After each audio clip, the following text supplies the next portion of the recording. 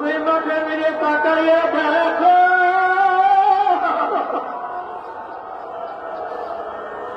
কত সাদাদারি আলাদার বাবাদেরকে নিয়ে হাত তুললাম, কত চাকরি সাকিরিন আপনার খান বন্ধাদেরকে নিয়ে হাত তুললাম, কত আপনার খান বন্ধাদেরকে নিয়ে হাত তুললাম।